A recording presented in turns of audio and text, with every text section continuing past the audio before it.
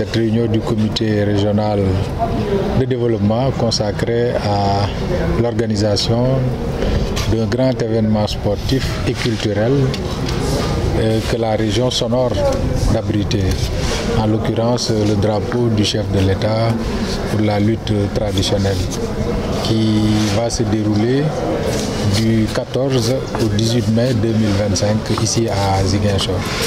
Ce CRD nous a donné l'occasion d'échanger avec le Comité national de gestion de la lutte, représenté ici par le directeur technique national, autour de tous les aspects relatifs à la bonne organisation de cette importante manifestation sportive. Et ces échanges ont permis, en tout cas à tous les chefs de service interpellés, de s'engager à prendre toutes les dispositions appropriées, qu'il s'agisse de la couverture sécuritaire, de la fourniture de l'électricité, du nettoiement du site, mais également de tout ce qui va contribuer à faire de cet événement l'aspect mobilisation et animation culturelle. Parce que, comme vous le savez, la région de Ziguinchor constitue une grande terre de culture et nous comptons profiter de cet événement pour montrer à la face du monde les nombreuses facettes culturelles. Et à cet effet, nous avons demandé au comité régional de gestion de la lutte de s'attacher les services du centre culturel régional, de l'inspection régionale de la jeunesse, des sports, pour les accompagner à identifier les troupes culturelles issues des 3 départements de la région qui devraient en tout cas agrémenter cette importante manifestation sportive. J'ai rassuré le comité national de gestion. Ziguinchor a l'habitude d'abriter de grands événements sportifs et au-delà même des événements sportifs, d'autres types de manifestations.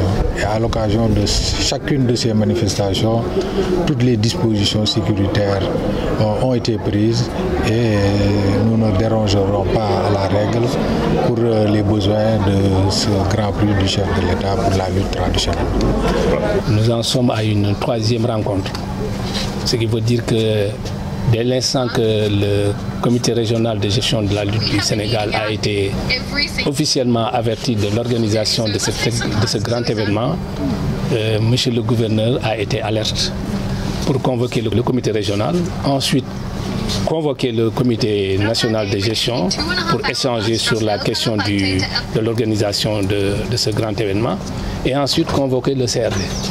Donc, ce qui veut dire qu'il a pris de la mesure dans cet événement majeur qui constitue le drapeau du chef de l'État.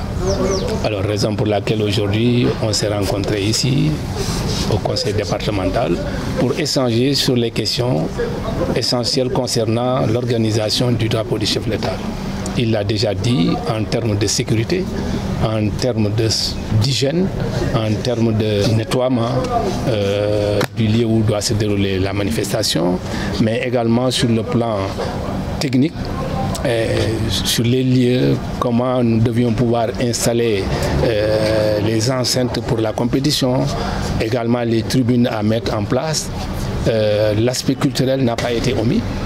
Et également, on a discuté sur tous les points qui pourront vraiment permettre d'organiser un drapeau de chef de l'État. En 2006, nous étions là et ça a bien marché. Et il y avait une innovation de taille qui était installée par le comité régional, c'est-à-dire toutes les délégations ont fait du Ndiatigia.